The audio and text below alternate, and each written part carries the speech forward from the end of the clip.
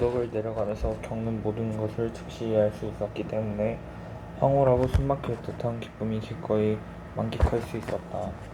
속도 맑고 차가운 공기, 완벽한 정적, 균형감과 흥분과 평화로움을 비탈의 각도가 줄어들면서 흙무더기, 다시 말해 언덕이 평평해졌다. 그래서 바닥에 가까워지자 썰매의 전진 속도가 점점 떨어졌다. 이제 점차 눈이 썰매 주변에 쌓이기 시작했다. 그러자 조너스는 힘을 주어 썰매를 밀면서 앞으로 나아갔다. 썰매를 타는 일은 엄청나게 즐거웠다. 결코 끝내고 싶지 않았다. 그러나 쌓인 눈 때문에 썰매 날이 더 이상 움직이지 않자 멈출 수밖에 없었다. 조너스는 차가운 두 손에 밧줄을 쥔 채 숨을 헐떡이면서 잠시 그곳에 앉아 있었다. 그리고 주저하면서 살며시 눈을 떴다. 흰눈 쌓인 언덕에서 썰매를 타던 조너스의 눈 말고 다른 눈 말이다. 단 한 번도 본 적이 없던 썰매를 타는 동안 내내 눈을 뜨고 있으니까 그 눈은 굳이 뜰 필요가 없었다.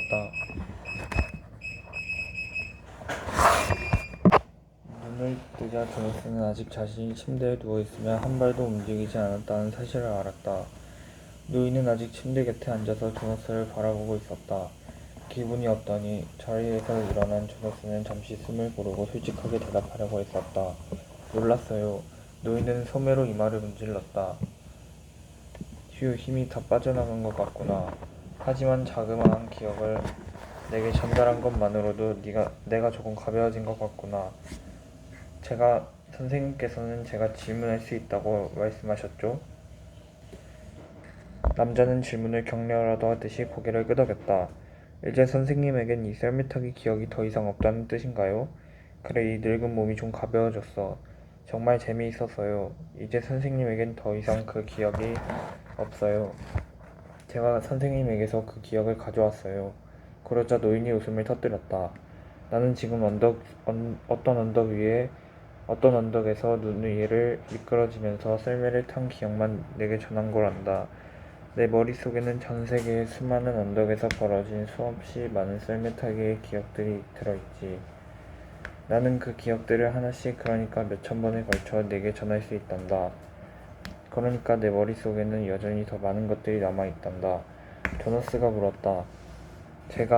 선생님과 제가 썰매를 다시 타볼 수 있다는 말씀이세요? 정말 그랬으면 좋겠어요. 밧줄을 잡아당겨서 썰매를 조종할 수도 있다는 생각이 들어요. 이번 썰매 타기에서는 그렇게 생각해보지 않았어요. 너무나 새로운 경험이어서 그럴 생각이 나지 않았어요. 노인은 웃으면서 고개를 저었다. 어쩌면 다른 날 내 마음을 위로하려고 그렇게 해볼 수도 있겠지. 하지만 노는 시간은 그다지 많지 않아. 난 단지 내게 썰매 타기가 무엇인지 보여주고 싶었을 뿐이다. 노인이 다소 사무적인 목소리로 말했다. 이제 등을 아래로 하고 똑바로 누워라. 이번엔 조너스는 그 말대로 했다. 다음에는 무엇을 겪을지 궁금해서 견딜 수가 없었다. 그러나 갑자기 의문들이 줄지어 몰려들었다. 선생님, 왜 우리 마을에는 눈이랑 썰매랑 언덕이 없죠? 전에는 우리 마을에도 그런 게 있었나요? 아버지 어머니가 어렸을 때에는 썰매가 있었나요? 아니면 선생님 어렸을 때는 어땠나요? 노인은 어깨를 으쓱하면서 잠시 웃음을 터뜨렸다. 아니다, 그렇지 않다. 네가 경험한 것은 아주 먼 과거 속의 기억이란다. 내가 기진맥진한 것은 바로 그 때문이다. 난 과거의 많은 세대들을 넘어서 그 기억을 현재로 끌어당겨야 했다. 새 기억 보유자가 됐을 때 나는 너처럼 그 기억을 물려받았고 내 전 기억 보유자 역시 아주 오랜 기간을 가로질러서 그 기억을 끌어와야 했단다. 하지만 무슨 일이 있었던 거죠? 눈이나 썰매는 어떻게 된 건가요? 날씨를 통제한 거지. 눈이 내리면 식량들이 잘 자라지 않거든. 그러면 농사 기간이 짧아지지. 그리고 예측할 수 없는 날씨 때문에 어떤 날에는 교통이 거의 마비 상태에 빠지기도 했단다. 그건 전혀 실용적이지 않았지. 우리가 늘 같은 상태에 들어가자 눈을 쓸모없게 됐지. 남자가 덧붙여 말했다. 언덕도 마찬가지란다. 언덕으로는 트럭이나 버스로 사람이나 물건을 실어 나르는 게 불편했지. 언덕에서는 속도가 떨어졌거든. 남자는 수평으로 손을 한 차례 움직였다. 그렇게 해서 언덕이 사라졌음을 보여주려는 것처럼 그가 단정적으로 말했다. 늘 같은 상태. 조너스가 얼굴이 찡그렸다. 그런 것들이 지금도 있으면 좋겠어요. 가끔씩이라도요. 노인이 웃었다. 나도 그렇게 생각한다. 그렇지만 그건 우리가 선택한 게 아니야. 조너스가 말했다. 하지만 선생님께서는 엄청난 권력이 있으니까. 남자가 엄한 목소리로 조너스의 말을 정정했다. 영예다. 내겐 대단한 영예가 있지. 너도 그렇게 될 거다. 하지만 그건 권력과는 다르다는 걸 너도 알게 될 거야. 이제 입 다물고 가만히 엎드려라. 이왕 날씨라는 말이 나왔으니 내게 다른 기억을 전수하마. 이번엔 그 이름을 내게 말해주지 않을 작정이다. 내 전수 능력을 시험하고 싶기 때문이지. 넌 아무 말도 듣지 않고도 그 이름을 알 수 있어야 한다. 아까는 미리 이름을 알려줘서 네가 눈과 썰매와 언덕과 썰매 나를 쉽게 깨닫도록 했던 거란다. 이번에는 그러지 않으마. 조나스는 아무 사전 지식도 없이 눈을 감았다. 남자의 두 손이 다시 등에 와닿았다. 그리고 조나스는 잠시 기다렸다. 전보다 훨씬 빨라진 느낌이 왔다. 이번에는 손이 차가워지는 게 아니라 몸이 따뜻해지는 것 같았다.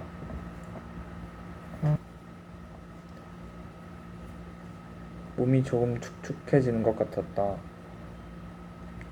따스함이 어깨로 목으로 얼굴 옆으로 퍼져나갔다. 옷 입은 부분 역시 따스했다. 아주 기분 좋은 감각이 온몸을 휘감았다. 조너스가 혀를 내밀어 입술을 핥자 뜨거운 기운이 느껴졌다. 조너스는 움직이지 않았다. 썰매도 없었다. 자세도 바뀌지 않았다. 어딘지는 몰랐지만 야외에 오직 혼자 있었다. 따스함은 하늘 저 위쪽에서부터 쏟아지고 있었다. 눈 내리는 공기를 뚫고 달리는 것만큼 신나진 않았다. 하지만 기분이 좋고 마음이 편안했다. 갑자기 조너스는 이것을 햇볕이라고 부른다는 것을 알았다. 동시에 햇볕이 하늘에서 온다는 것도 깨달았다. 그러자 모든 것이 끝났다. 햇볕이군요. 조너스는 눈을 뜨고 큰 소리로 말했다. 좋아, 이름이 뭔지 혼자서 알아냈구나. 내 일이 더 쉬워지는 것 같다. 많은 것을 설명하지 않아도 네가 스스로 아니까 말이다. 그리고 햇볕은 하늘에서 왔지요. 맞다. 본래 그런 식이었지. 조나스는 빠르게 덧붙였다. 늘 같은 상태 이전에는 말이죠. 날씨 통제 이전에요. 남자가 웃음을 터뜨렸다. 잘 받아들이는구나. 빨리 배우고 나는 내게 만족한다. 오늘은 이쯤으로 충분하다는 생각이 드는구나. 첫날치곤 아주 훌륭했어. 하지만 조나스를 괴롭히는 의문이 하나 있었다. 선생님, 수석 원로님이 제게 말씀하신 게 있는데요.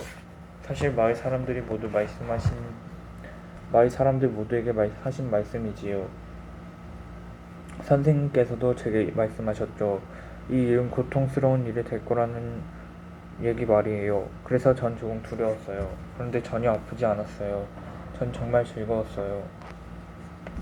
말을 마치고 난 조너스는 노인을 호기심 어린 눈길로 바라보았다.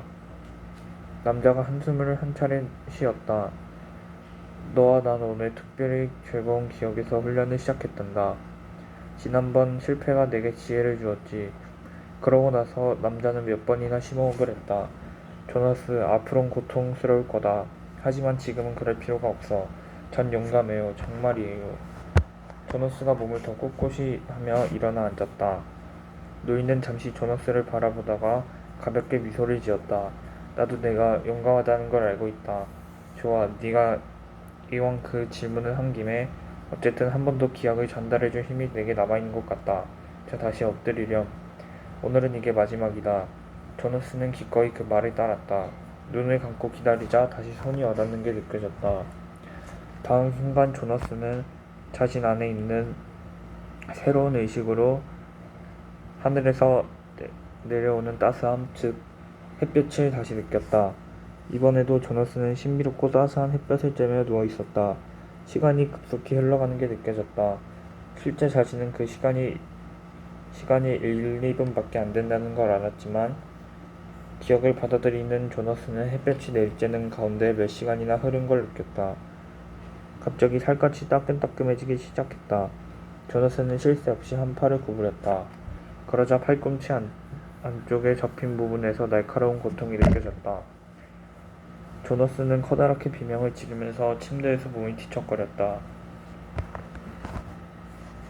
조너스는 몸을 움츠렸다. 말하려고 입을 움직이는 것만으로도 얼굴이 아팠다. 무슨 말인가 떠올랐지만 고통 때문에 그 단어가 얼른 생각나지 않았다. 다음 순간 모든 게 끝났다. 조너스는 눈을 떴지만 불편해서 몸을 움츠렸다. 아파요. 여기에 해당하는 말이 뭔지 잘 모르겠어요. 햇볕에 타달한다. 굉장히 아팠어요. 하지만 전 선생님께서 그 기억을 제게 주신 게 기뻐요. 무척 흥미로웠어요. 이제 고통이 있을 거라는 게 무슨 뜻인지 알았어요. 남자는 대꾸하지 않았다. 그저 한순간 아무 말 없이 앉아 있었다. 마침내 그가 말했다. 이제 일어나라. 집에 갈 시간이다. 두 사람은 함께 방 한가운데로 걸어갔다. 조너스가 제복 윗도리를 걸치면서 말했다. 안녕히 계세요, 선생님. 오늘 첫 수업에 감사드립니다. 노인이 조너스에게 고개를 끄덕였다. 그는 지친 듯 했다. 조금 슬픈 듯도 했다. 조너스가 수줍어하며 말했다. 응, 궁금한 게 더 있니? 선생님 상황을 몰라서요. 저는 선생님께서 기억 보유자라고 생각했지만 선생님께서는 이제 제가 기억 보유자라고 하셨어요. 그래서 선생님을 어떻게 불러야 할지 모르겠어요. 남자는 천으로 덮인 안락 의자에 다시 앉았다. 그러고는 아픔을 줄여보려는 듯 어깨를 한 차례 돌렸다. 거의 녹초가 된 것처럼 보였다. 그가 조너스에게 말했다. 이제 나를 기억 전달자라고 부르렴. 조너스 푹 잤니? 혹시 꿈은 안 꿨니? 어머니가 아침 식사를 하면서 물었다. 조너스는 아무 말도 하지 않고 웃음으로 답하면서 고개를 가로저었다. 아직 거짓말할 준비가 되지 않았지만 사실대로 말할 기분도 나지 않았다. 아주 잘 잤어요. 이 녀석도 그랬으면 좋겠는데. 아버지가 의자에서 몸을 굽혀 한시도 쉬지 않고 움직이는 가브리엘의 주먹을 만지작거렸다. 아기 바구니는 아버지 곁에 마루 위에 놓여 있었다. 바구니 한쪽 구석에는, 그러니까 가브리엘 머리 옆에는 하마 위안불이 멍한 눈을 하고 있었다. 어머니가 눈동자를 굴리면서 말했다.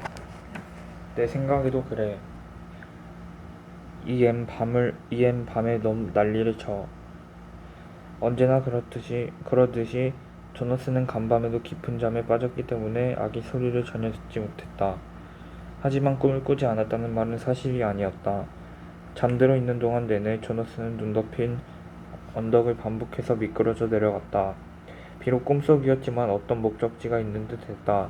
눈이 너무 많이 쌓여서 썰매가 멈추어버린 그곳 너머에 도저히 알 수 없는 무언가가 있었다. 잠에서 깨었을 때 조너스는 멀리서 기다린 그 무언가가 있다는 느낌을 받았다. 자신이 그 먼 곳에 가고 싶어하고 심지어 거기 갈 필요가 있다는 느낌이 들었다. 그곳이 좋다는 느낌, 그곳이 자신을 환영한다는 느낌이었다. 그 느낌은 의미심장했다. 하지만 조너스는 어떻게 해야 거기에 갈 수 있는지를 알지 못했다. 그래서 꿈의 잔재를 떨쳐버리려고 노력하면서 학교 숙제를 챙기고 하루를 준비했다. 오늘 학교는 어제와 조금 달라 보였다. 수업 시간은 별 차이가 없었다. 언어와 커뮤니케이션, 상업과 산업, 과학과 기술, 법과 정부 등 평소와 똑같았다. 그렇지만 오락겸 점심 식사를 위한 휴식 시간이 되자 친구들은 모두 첫날 훈련에 대해 활기차게 이야기를 나누었다. 모두 동시에 자기 이야기를 하면서 상대방의 말에 끼어들었고 규칙에 따라 말을 가로챈 것을 급히 사과해 댔다. 그러다가도 그 사실을 잊어버리고 흥분해서 자신들이 어제 겪은 새로운 경험을 털어놓았다. 조너스는 아이들의 이야기를 조용히 듣고 있었다. 규칙 때문에 훈련 내용을 말할 수도 없었지만 이야기한데 친구들은 이해 못할 터였다. 조너스는 별차에서 경험한 것들을 친구들에게 설명할 방법이 없었다. 언덕과 눈을 보여주지 않고 어떻게 썰매를 이야기할 수 있겠는가? 높이, 바람, 그리고 깃털 같고 마술 같은 차가움을 느껴보지 못한 아이들에게 어떻게 언덕과 눈을 설명할 수 있겠는가? 지난 10여 년 동안 여기 아이들 모두가 언어의 정확한 사용법을 훈련받았지만 어제 조너스가 경험한 햇볕의 따스함을 전달하기 위해 어떤 단어를 사용할 수 있겠는가? 그러니 조너스로서는 조용히 듣기만 하는 게 더 쉬웠다.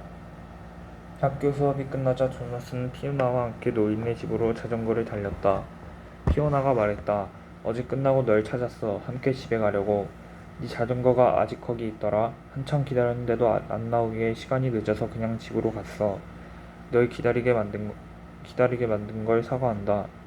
이 사과를 받아들인다. 피오나의 입에서 자동으로 말이 튀어나왔다. 생각했던 것보다 오래 걸렸어. 조나스가 해명했다. 피오나는 말없이 페달을 밟았다.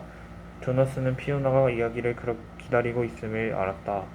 피오나는 조나스가 어제 왜 그렇게 오래 걸렸는지 훈련은 어땠는지 듣고 싶어 했다. 하지만 그걸 직접 묻는 것은 무례한 일에 속했다.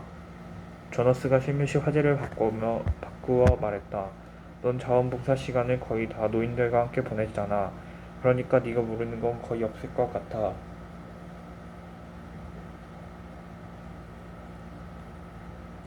아직 배울 게 많아. 행정 업무, 식사 규칙, 체벌 방법 같은 것 말이야. 어린 아이들과 마찬가지로 노인에게도 매를 든다는 걸 아니? 게다가 작업요법,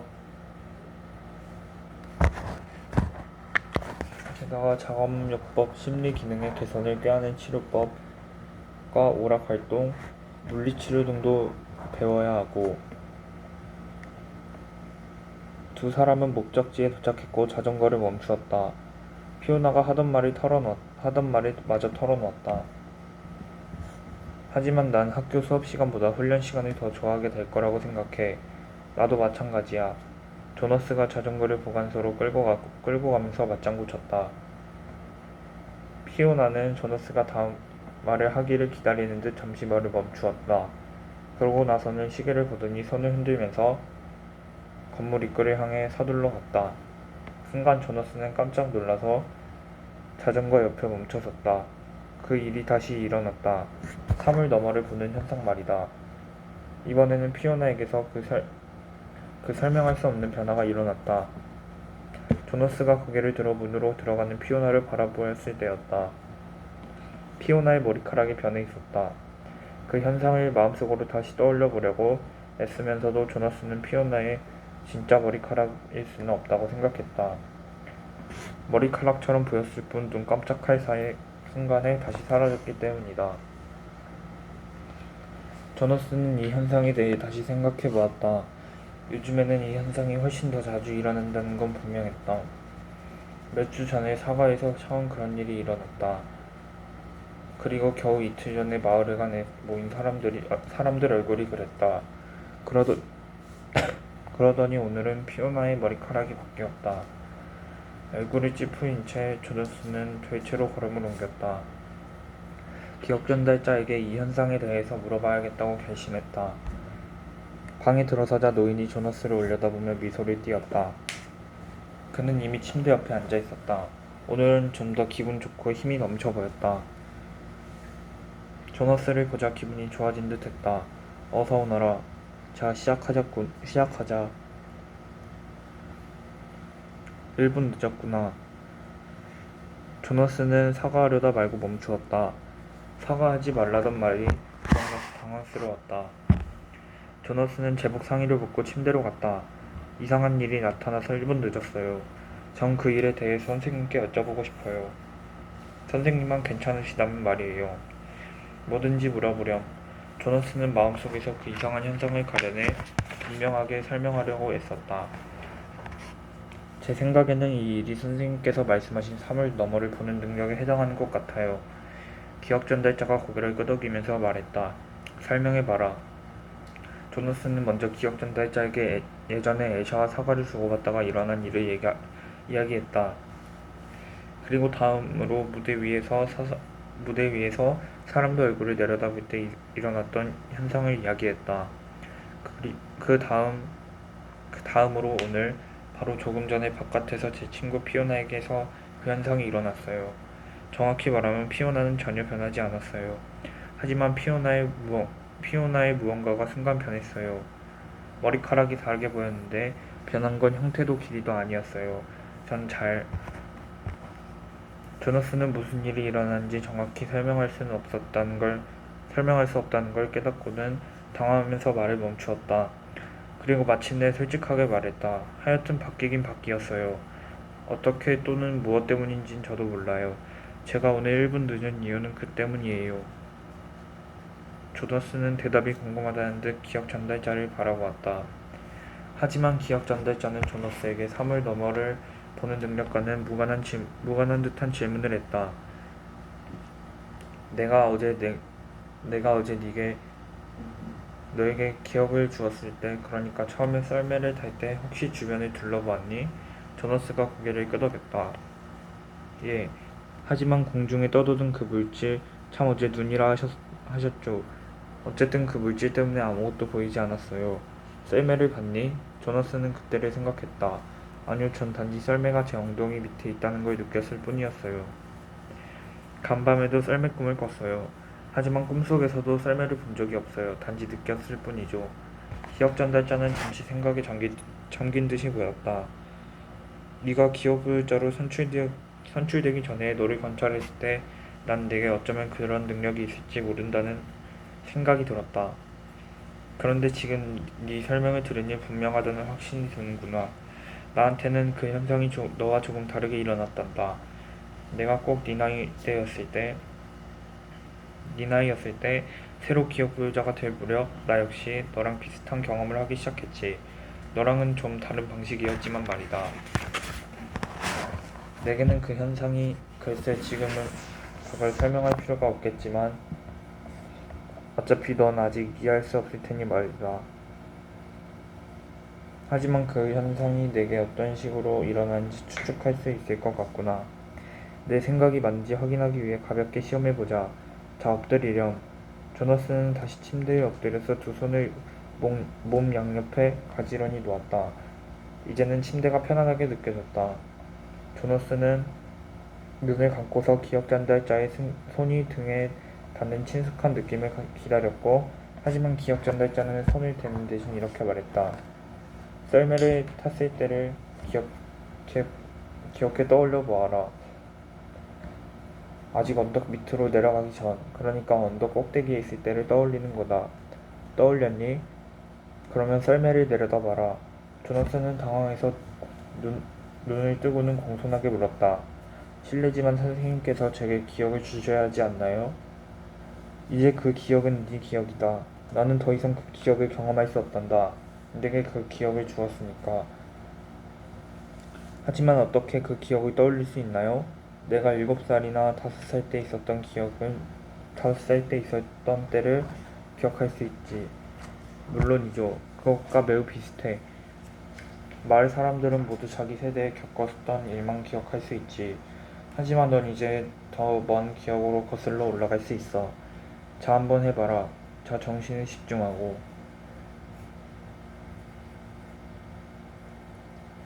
조너스는 다시 눈을 감았다.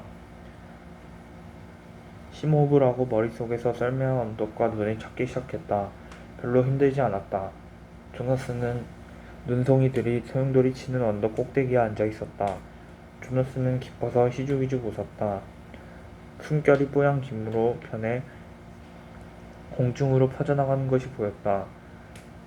그 다음 조너스는 기억 전달자의 지시대로 아래쪽을 내려다보았다. 눈에 덮인 채 썰매에 달린 끈을 쥐고 있는 두 손이 보였다. 그 아래로 다리가 보였다. 다리를 옆으로 움직이자 그 밑에 있는 썰매가 보였다. 아무 말 없이 조너스는 썰매를 뚫어지게 바라보았다. 이번에는 잠깐 동안 스쳐 지나가는 게 아니었다. 사과에서 그리고 피오나의 머리카락에서 순간적으로 일어났던 것과 같은 신비스러운 현상이 썰매에 나타나 있었다. 조너스는 눈을 한 번 감았다 뜬 후 다시 썰매를 쳐다보았다. 하지만 그 특성은 계속 썰매의 그 상태로 남아 있었다. 썰매는 다시 바뀌지 않았다. 무엇인지 알 수 없었지만 그 자체로 계속 그렇게 있었다. 눈을 뜨자 조너스는 여전히 침대 위에 있었다. 기억 전달자가 호기심 어린 눈길로 조너스를 바라보고 있었다. 조너스가 천천히 말했다. 그걸 봤어요. 썰매에서 말이에요. 한 가지 더 시험해보자. 저길 보렴. 책장 말이다. 식탁 뒤에 있는 선반 맨 꼭대기에 놓인 책들이 보이니? 조너스는 눈을 돌려 그 책들을 보았다. 책을 뚫어지게 바라보자 책들이 바뀌었다. 그러나 잠깐뿐이었다. 순식간에 책들은 원래대로 돌아왔다. 조너스가 말했다. 그런 현상이 일어났어요. 저 책들에게서도 그런 현상이 일어났어요. 하지만 다시 원래대로 돌아갔어요. 기억 전달자가 말했다. 그렇다면 내 생각이 맞았구나. 네 눈에 빨간색이 보이기 시작한 거야. 뭐라고요? 기억 전달자가 한숨을 쉬었다. 뭐라고 설명해야 할까? 일단 기억 속의 시간으로 되돌아가 보자. 모든 사물에는 고유한 형태와 크기가 있지. 지금도 여전히 그렇듯이 말이다. 하지만 옛날에는 거기에 색깔이라고 불리는 특성도 있었다. 색깔에는 여러 가지가 있는데 그중 하나가 빨강색이라는 색깔이다. 바로 네 눈에 보이기 시작한 색을 말하지. 네 친구 피오나가 바로 빨강머리를 하고 있다. 실제로 상당히 두드러지는 색이다. 나는 아까 이미 네가 그 색을 볼 수 있게 되었다는 걸 알았단다. 네가 피오나의 머리카락에 대해 이야기했을 때 네 눈에 어쩌면 빨간색이 보이기 시작했을지 모른다고 생각했지. 그럼 사람들 얼굴은요? 기념식에서 제가 봤던 사람들 말이에요. 기억 전달자가 고개를 가로저었다. 아니야, 피부색은 빨간색이 아니란다. 하지만 빨간 색조를 띠고 있지. 나중에 기억을 통해 너도 알게 되겠지만 예전에는 인간의 피부색이 서로 다를 때가 있었다. 우리가 늘 같은 상태에 들어가기 전이었지. 오늘날에는 사람들 피부색은 모두 똑같고 네가 본 것처럼 조금은 빨간 색조를 띠고 있었다. 사람들 얼굴 색깔을 네가 봤을 때 아마도 사과나 네 친구 머리카락처럼 색깔이 진하거나 생생하진 않았을 거야.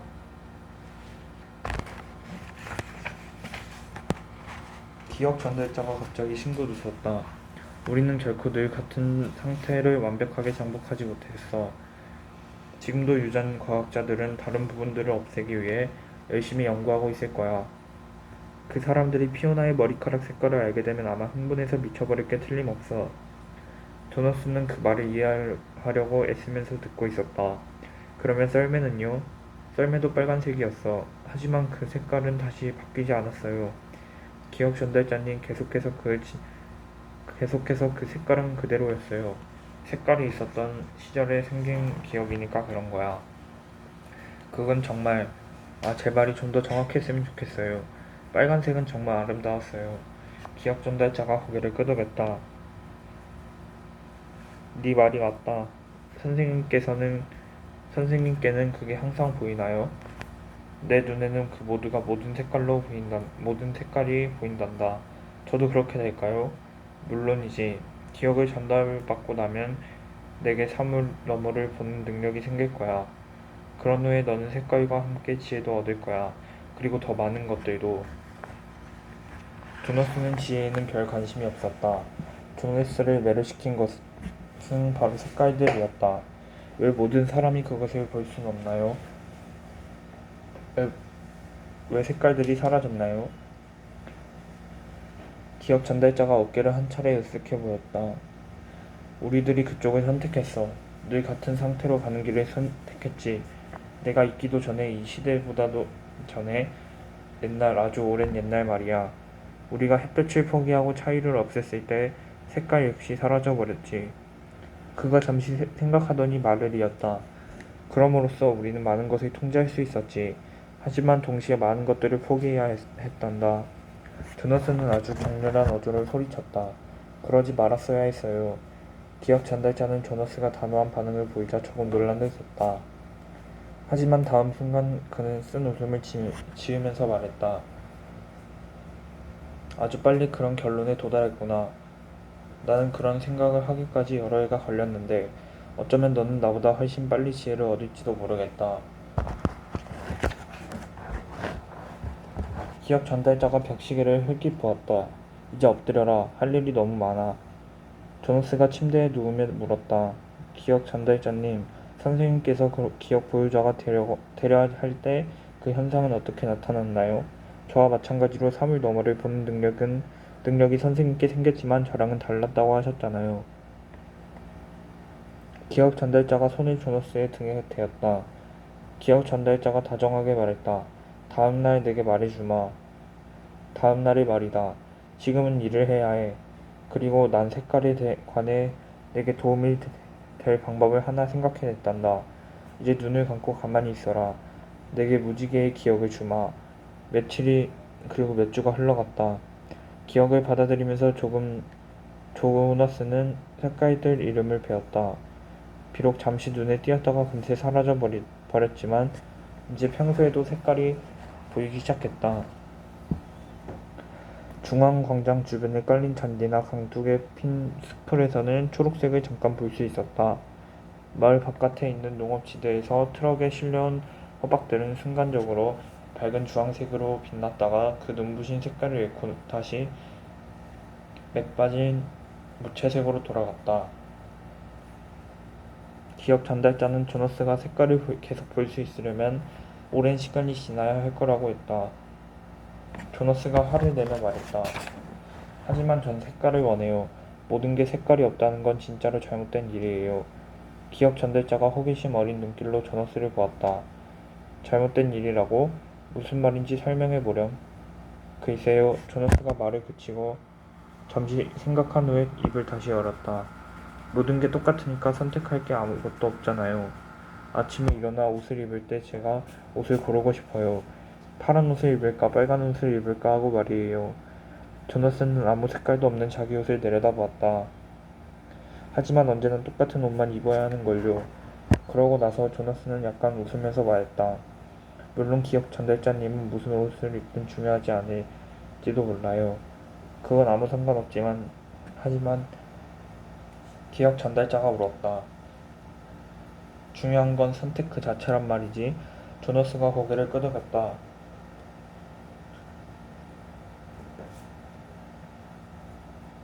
제 어린 남동생은 거기까지 말하고 나서 조너스는 급히 말을 바꾸었다. 아니, 이 말은 틀렸어요. 그 아기는 제 진짜 동생이 아니에요. 요즘 저희 가족이 보살피는 아기인데요. 이름이 가브리엘이에요. 그래, 나도 가브리엘을 안단다. 가브리엘은 지금 막 많은 것을 배울 때예요. 우리가 장난감을 눈앞에 들이대면 손을 뻗어 장난감을 집어요. 아버지가 그러시는데 지금 소근육을 조절하는 법을 배우는 중이래요. 그리고 가브리엘은 정말 귀여워요. 기억 전달자가 고개를 끄덕였다. 하지만 저도 가끔씩 색깔을 볼 수 있으니까 그런 생각이 들어요. 가브리엘도 색깔을 볼 수 있어서 우리 가족이 빨간색, 노란색 물건을 양손에 들고 가브리엘이 그중 더 마음에 드는 걸 선택할 수 있다면 어떨까 하고요. 똑같은 색깔의 물건 대신 말이에요. 잘못 선택할 수도 있겠지. 조나스가 잠시 숨을 들이었다가 말했다. 아, 무슨 말씀인지 알겠어요. 사실 아기 장난감은 별 문제가 아닐지도 몰라요. 하지만 나중에는 아주 큰 문제로 나타나겠죠? 우리 마을에서는 사람들이 어떤 선택도 할 수 없게 되어 있어요. 기억 전달자가 물었다. 안전하지 않기 때문 아닐까? 조너스가 확신에 차서 말했다. 안전하지 않은 것은 확실해요. 사람들이 배우자를 스스로 선택할 수 있도록 허용하면 어떨까요? 그리고 배우자를 잘못 선택한다면요?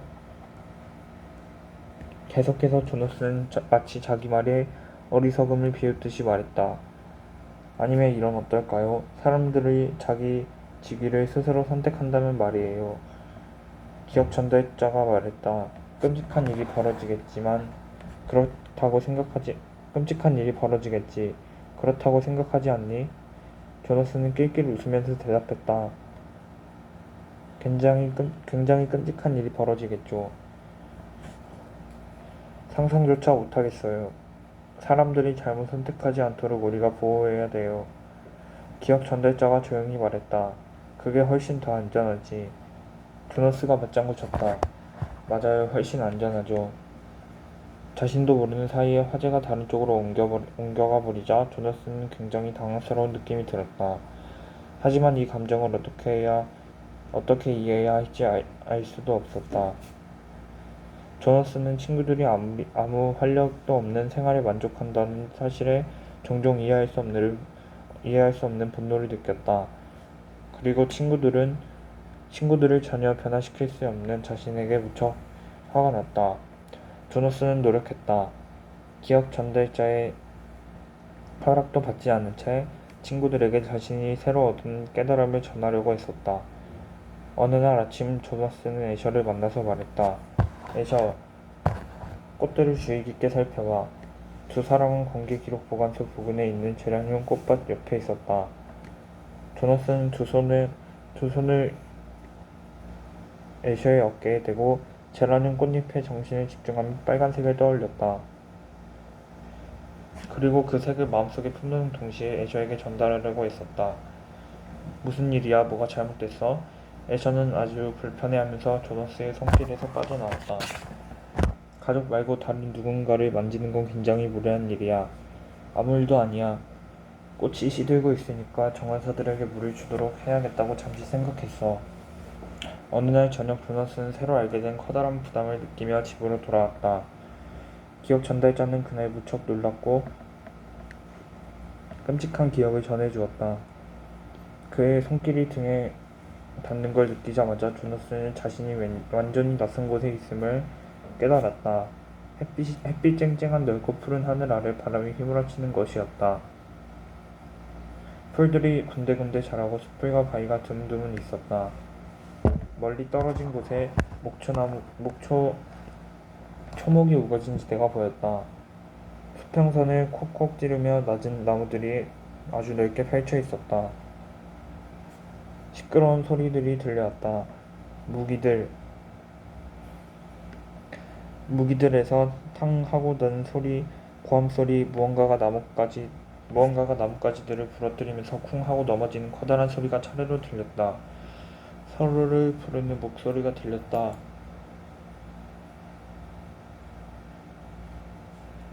숲을 뒤에 숨어서 자세히 살펴보다가 조너스는 사람들의 피부색이 서로 다르던 때가 있었다는 기억 전달자의 말을 떠올렸다. 사람들 중 둘은 피부가 암갈색이었고 나머지 사람들은 흰색이었다. 좀 더 가까이 다가갔다. 넘어진 채 꼼짝하지 않는 코끼리로부터 사람들이 상아를 뽑아내어 나르는 게 보였다. 주변은 온통 피범벅이었다. 조너스는 빨강이라는 색깔이 전하는 새로운 느낌에 압도되어 꼼짝달싹 할 수 없었다. 곧이어 남자들은 바퀴가 달린 탈 것을 타고 자갈을 헤치면서 속도를 높여 지평선 쪽으로 향했다. 순간 자갈 하나가 조너스의 이마를 때렸다. 이마가 얼얼하게 아파왔다. 조너스는 괴로워하면서 기억이 이제 그만 끝나기를 바랐다. 하지만 기억은 계속되었다. 잠시 후 숲에 숨어있던 또 다른 코끼리 한 마리가 나타났다. 그러고는 사육당한 코끼리에게 아주 천천히 다가가서 내려다보았다. 코끼리는 구부러진 코로 거대한 사체를 몇 차례 툭툭 쳤다.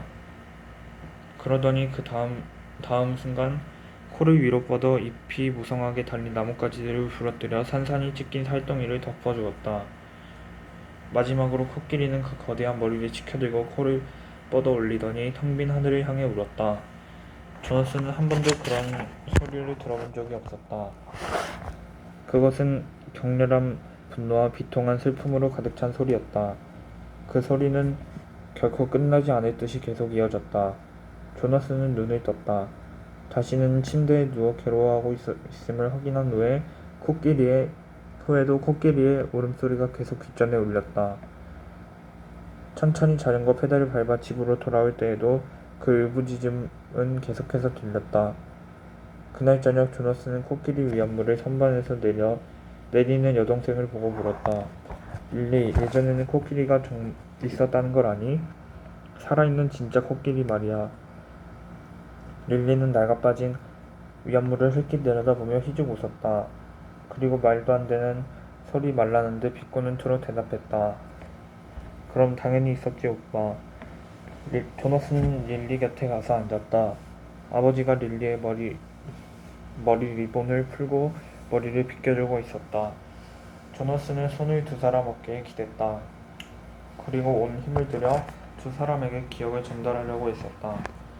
괴로움에 가득 찬 울부짖음이 아니라 코끼리라는 존재 자체를 전하려 했다. 그 엄청나게 크고 거대한 생물과 그 코끼리가 최후를 맞은 친구를 얼마나 세심하게 어루만졌는가를. 하지만 아버지는 계속 릴리의 긴 머리를 빗기고 있을 뿐 별다른 반응이 없었다. 안절부절 못하던 릴리는 결국 조너스의 손을 뿌리쳤다. 오빤 손으로 날 괴롭히고 있어. 널 괴롭힌 걸 사과한다, 릴리. 조너스는 중얼거리며 릴리에게서 손을 든다. 사과를 받아들일게. 릴리는 평소와 다름없이 대꾸하며 생명 없는 코끼리 위안물을 쓰다듬었다. 두 사람이 그날 할 일을 준비하고 있을 때 조너스가 물었다. 왜 아내가 없으시죠? 이 지기는 배우자를 신청하는 게 금지되어 있나요? 무례함을 금하는 규칙은 지키지 않아도 됐지만 이 질문이 대단히 무례하다는 건 조너스도 잘 알았다. 하지만 기억 전달자는 조너스가 뭐든지 물어보도록 용기를 불어넣었다. 가장 사적인 내용을 물어보면서도 당황하거나 기분 나빠하지 않은 듯 보였다. 기억 전달자가 싱긋웃었다. 아니야, 그러지 말라는 규칙은 없다. 아내가 있었지. 넌 내 나이가 몇인지 벌써 잊어버린 모양이구나. 조너스, 내 아내는 지금 자식 없는 어른들과 함께 산단다. 아, 그렇군요. 조너스는 기억 전달자의 정확한 나이를 잊어버리고 있었다. 나이가 들면 마을 사람들은 생활이 완전히 바뀌었다.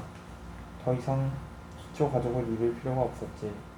조너스와 릴리가 완전히 성인이 되면 아버지 어머니 역시 자식 없는 어른들과 함께 살아갈 것이다. 너도 배우자를 신청할 수 있다. 조너스, 네가 원한다면 말이야. 하지만 남들과는 다르게 살아야 한다는 점을 명심해라. 네 거실의 가구는 다른 기초 가족들의 거실과 아주 다르게 놓일 거다. 왜냐하면 마을 사람들이 책을 접하는 것은 금지되어 있기 때문이다. 책에 접근할 수 있는 건 너와 나뿐이지. 조너스는 책꽂이에 빼곡히 꽂힌 책들을 놀란 얼굴로 둘러보았다. 때때로 책 색깔이 보였다. 지금도 마찬가지였다. 기억 전달자와 함께 이야기하거나 기억 전달을 받으면서 시간을 함께 보냈지만 조너스는 아직까지 책 가운데 단 한 권도 펼쳐본 적이 없었다. 하지만 여기저기 제목을 읽으면서 조너스는 그 책들의 몇십 세기에 걸친 인류의 지식 전체가 담겨 있음을 알게 되었다. 그리고 언젠가 시간이 흐르면 그 모두가 자기 책이 된다는 것도 알았다. 만일 제가 아내를 얻고 아이들을 키우게 되면 책을 숨겨야 하나요? 기억 전달자가 고개를 끄덕였다. 책을 배우자와 공유하는 건 허용되지 않는다. 그게 옳은 일이란다. 다른 힘들도 있지. 새로운 기억 보유자는 자신이 받는 훈련에 관해 이야기할 수 없다는 규칙을 기억하고 있지. 조너스가 고개를 끄덕였다. 물론이었다. 그 규칙은 조너스가 지켜야 하는 규칙들 중에서 가장 당혹스러웠다. 훈련이 끝나서 공식 기억 보유자가 되면 완전히 새로운 규칙들이 주어질 것이다. 지금까지 내가 지켜온 규칙들이다. 새로운 기억 보유자를 제외하고는 그 누구에게도 내 일에 대해 말할 수 없지. 이런 규칙도 지금 너에게는 그리 놀라운 게 아닐 거다. 그 새로운 기억 보유자가 바로 너다. 내 인생 중에서 어떤 부분도 가족과 함께 나눌 수 없을 거다. 그건 쉬운 일이 아니야. 조너스, 나 역시 마찬가지였다. 이게 바로 내 인생이라는 걸 넌 이해할 수 있겠지? 기억 말이다. 조너스는 고개를 끄덕였지만 여전히 혼란스러웠다. 인생이란 매일 자신이 하는 일들이 쌓여서 이루어지지 않던가? 실제로 다른 인생 따위는 상상해 본 적도 없었다. 기억 전달자님께서 산책하시는 걸 본 적이 있어요. 기억 전달자가 한숨을 돌렸다. 한숨을 쉬었다. 내일 산책을 하지. 식사 시간이면 밥을 먹고 원로위원회에서 호출을 받으면 거기 가서 상담과 조언을 하지. 기업 전달자님께서 원로들에게 조언을 자주 하시나요? 조너스는 언젠가 자신이 원로들에게 조언을 하는 사람이 된다는 사실에 조금 놀랐다. 하지만 기업 전달자는 그렇지 않다고 말했다. 그런 일은 드물어. 원로들은 이전에 경험하지 못한 무언가에 직면했을 때에만 내 조언을 원하지. 무척 드문 일이야. 때때로 원로들이 내 지혜를 더 자주 청했으면 하고 바랄 때도 있어. 난 원로들이 말해줄 수 있는 것들이 무척이나 많고 원로들이 내 말을 듣고 조금은 바뀌었으면 하기 때문이지.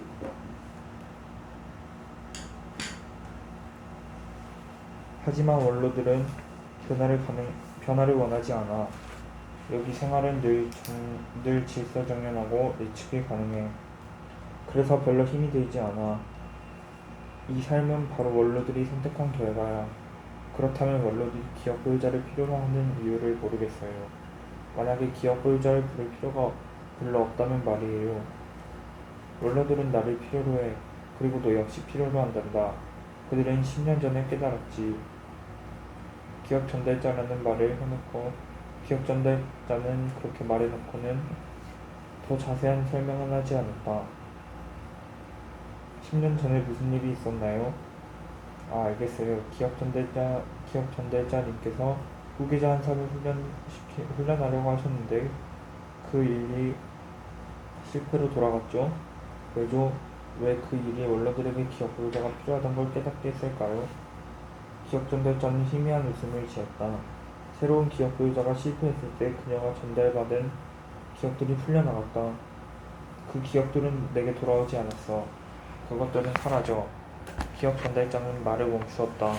그 생각을 어찌 말해줘야 할지 고심하게 되었다.